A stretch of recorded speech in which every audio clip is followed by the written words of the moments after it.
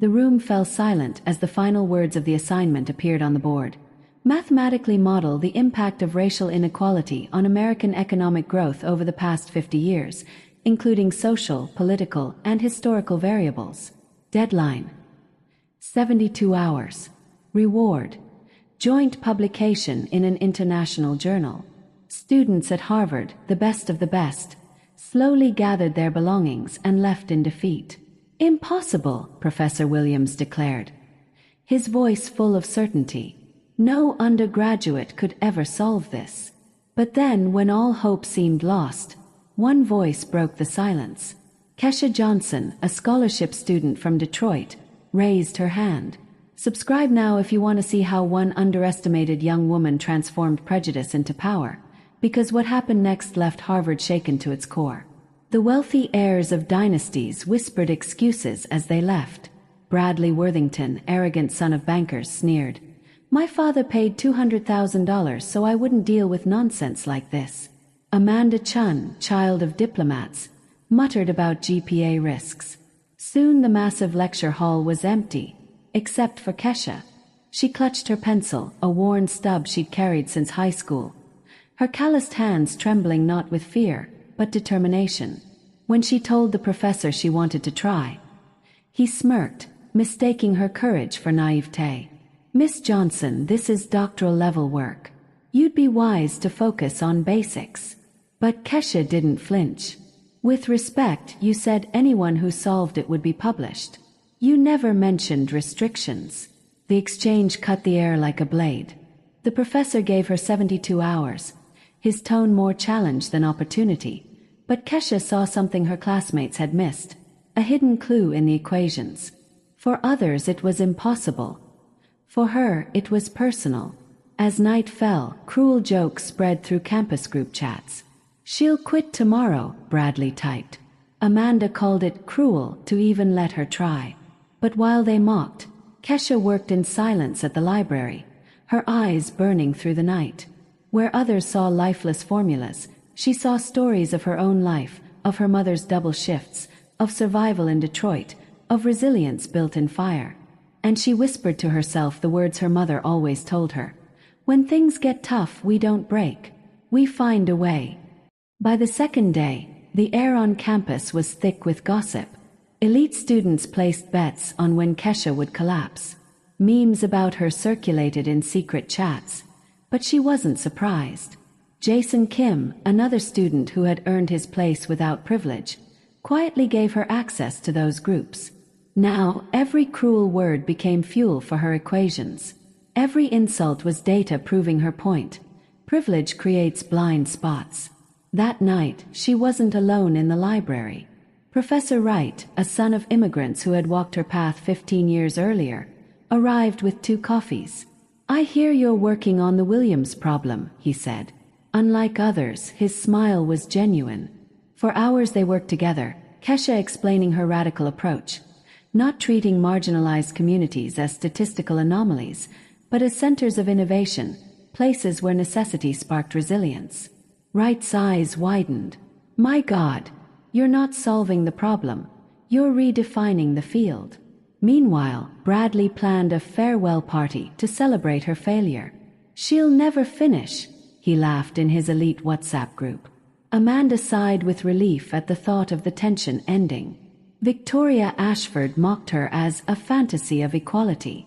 But Kesha had all their words. They thought she was crying over books. Instead, she was building a model that would turn their prejudice into proof. On the eve of the deadline, Wright asked her one final time, "Are you sure you want to do this?" Kesha looked up, her eyes burning with quiet fire. "Professor, I grew up where failure was never an option.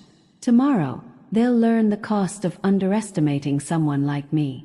The lecture hall was packed the next morning. Students filled every seat. Professors lined the walls. Even the dean came to watch what many thought would be a public humiliation. Bradley smirked in the front row, phone in hand. "Get the popcorn ready," he texted. Professor Williams walked in, dripping with false courtesy. "Miss Johnson, I hope you found a dignified way to admit your limitations." But Kesha's voice was steady. "Thank you, Professor. "I think I've found something interesting."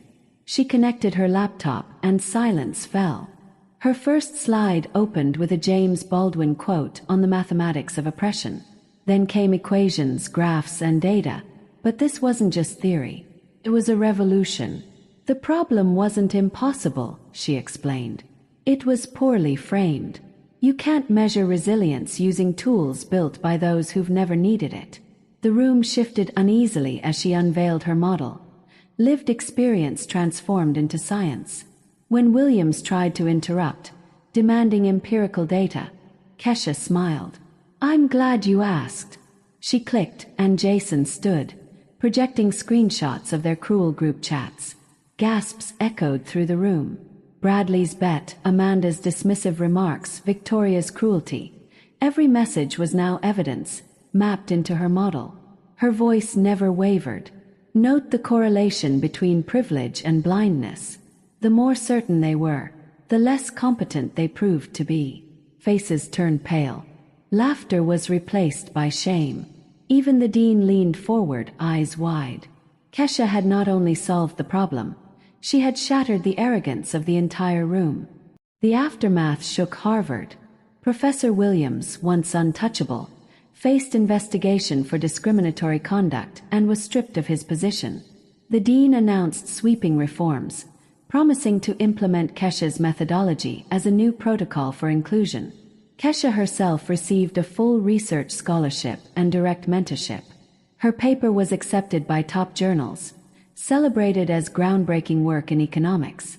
Within months, her name was legendary. Applications from marginalized students soared.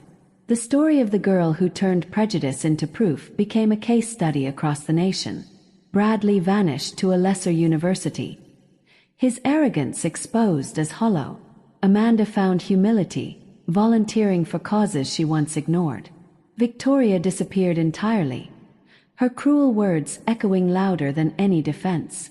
But Kesha's transformation was the most profound. At graduation, her mother wept as she watched her daughter walk across the stage, receiving not only honors but offers from the world's most powerful institutions. And when she accepted a professorship at 24, mentoring students who reminded her of herself, she knew her mission had only just begun. Because true excellence is not born of privilege. It is forged in the fire of necessity, sharpened by every insult, strengthened by every doubt. And Kesha proved that the most dangerous mistake anyone can make is underestimating someone who has been underestimated their entire life. If you've ever been doubted, dismissed, or told you didn't belong, remember her story. And subscribe to this channel for more powerful tales that turn prejudice into purpose and injustice into unstoppable inspiration.